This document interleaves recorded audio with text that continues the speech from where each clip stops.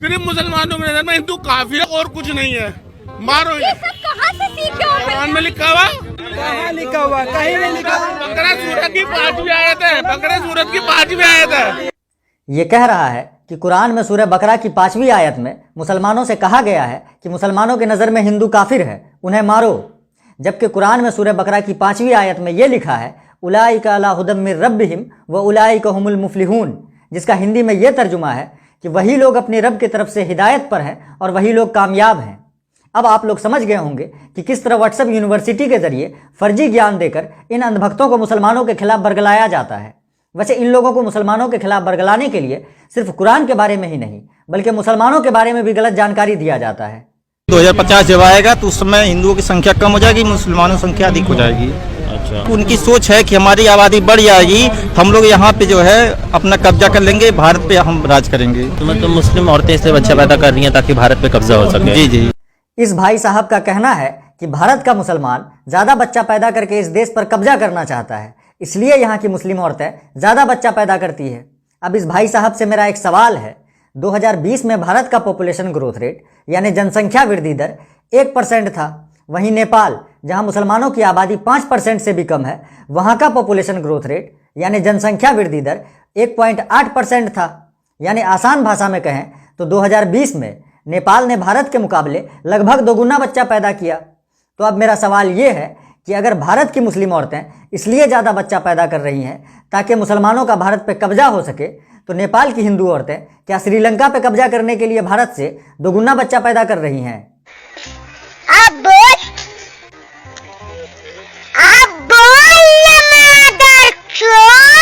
दोस्तों, WhatsApp university के जरिए अंधभक्तों को मुसलमानों के खिलाफ फर्जी ज्ञान देने का सिलसिला यहीं पर ख़त्म नहीं होता है।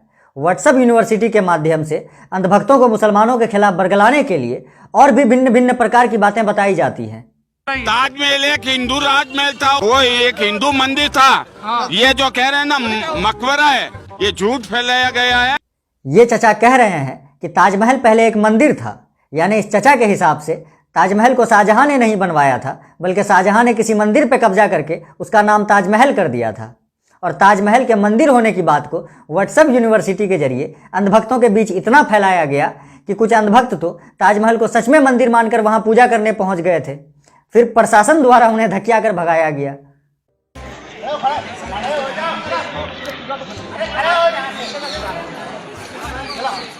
रूटीन पूजा नहीं होती, मत कीजिए।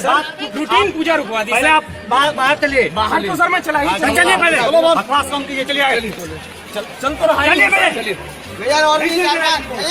ताजमहल में अंधभक्तों का ये नौटंकी देखने के बाद देश का आर्कियोलॉजिकल डिपार्टमेंट यानी पुरातत्व विभाग भी डर गया। उन्हें भी ये लगने लगा कि कहीं ये चूतिया लोग सच में दुनिया का 7वां अजूबा ताजमहल को मंदिर मानकर इसका हाल बाबरी मस्जिद वाला ना कर दें। ये देखते हुए देश के आर्कियोलॉजिकल डिपार्टमेंट के निर्देशक को न्यूज़ चैनल पर आकर बताना पड़ा कि उन्हें रिसर्च के जरिए इस तरह का कोई जानकारी नहीं मिला है कि ताजमहल पहले कभी मंदिर था। आर्कियोलॉजिकल सर्वे ऑफ इंडिया में इस तरह की कोई जानकारी हम लोगों के रिसर्च के माध्यम से नहीं प्राप्त हुई है कि ये ताजमहल पहले कोई हिंदू स्मारक था। दोस्तों, व्हाट्सएप पूरी दुनिया में बतियाने के काम आता है, मगर हमारे यहाँ व्हाट्सएप अंधभक्तों को चुतियाने के काम आता है। क्योंकि व्हाट्सएप पूरी दुनिया के लिए सिर्फ एक चैटिंग एप्लीकेशन है, मगर अंधभक्तों के लिए व्हाट्सएप एक यूनिवर्सिटी है। अच्छा, आप ये महसूस करते हैं कि आपने अपनी पूरी जिंदगी में पढ़ाई में जो ज्ञान आपको नहीं मिला वो व्हाट्सएप से मिल रहा है। हाँ, जो हम कभी सपने में नहीं सोच सकते थे कि हमारी इतनी कम एजुकेशन में इतना जानकारी हो जाती, वो इस समय हम मोबाइल से कर लेते हैं, व्हाट्सएप के माध्यम से। अब जरा ये भी देख लीजिए कि इस चचा को व्हाट्सएप के माध्यम से ऐसा कौन सा ज्ञान प्राप्त होता है जो इन्हें कहीं और से जानने को नहीं मिलता। आज ये हमारी मोदी सरकार नहीं होती, चाइना हमारे देश को ले लिया होता। ये चचा कह रहे हैं मोदी जी अगर नहीं होते तो भारत आज चाइना के कब्जे में होता। अरे भोंसरी वाले चचा, थोड़ा व्हाट्सएप यूनिवर्सिटी के दुनिया से बाहर निकलो, तब तुम्हें पता चलेगा कि मोदी जी के प्रधानमंत्री रहते हुए चाइना ने भारत में क्या कर्मकांड किया है।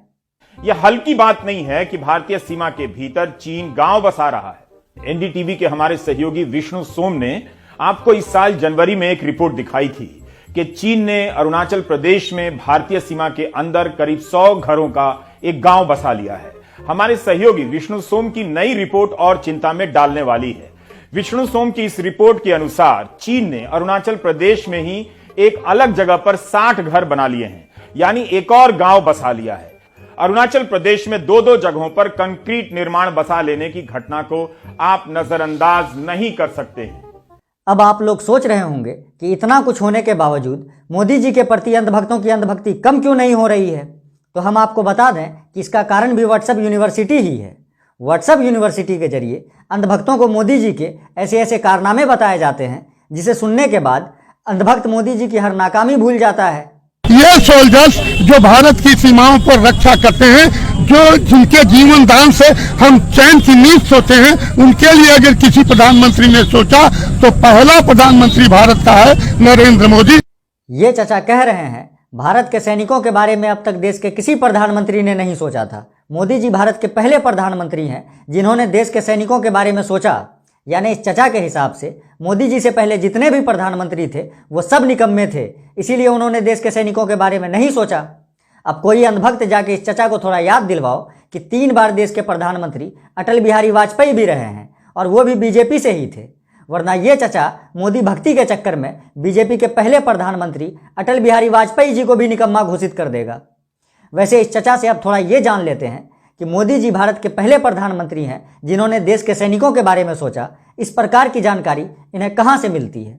व्हाट्सएप पर भी आता है, मोबाइल पर भी आता है, इसलिए सारी जनता को प्रचार प्रसार हम कई माध्यम से करते हैं। चचा शान से बता रहे हैं कि इस प्रकार की जानकारी उन्हें व्हाट्सएप यूनिवर्सिटी के जरिए मिलती है, फिर वो इस जानकारी को दूसरे लोगों तक पहुंचाते हैं। अब इस पर हम क्या ही कहें, इन जैसे अंधभक्त बुढ़ों से तो इनके घर वाले भी परेशान हैं। मतलब पापा मम्मी जो भी बोलते कि देखो आज ये आया व्हाट्सएप पे, मतलब फॉरवर्ड करते हैं, बहुत सारा फॉरवर्ड भेजते रहते हैं।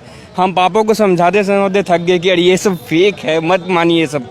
अब आप लोग सोचिए कि जब ये नौजवान अपने पिताजी के फर्जी व्हाट्सएप ज्ञान से इतना परेशान है तो देश का आम जनता व्हाट्सएप यूनिवर्सिटी वाले अंधभक्तों के फर्जी ज्ञान से कितना परेशान होगा। मोदी जी देश के लिए बहुत अच्छे हैं और उनकी पूरे देश में आज जरूरत है।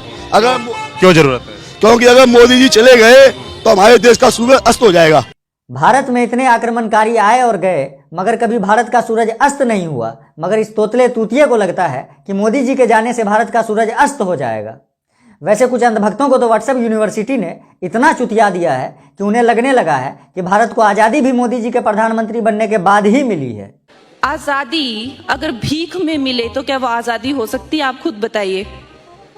वो आज़ादी नहीं थी, वो भीख थी, और जो आज़ादी मिली है वो 2014 में मिली है।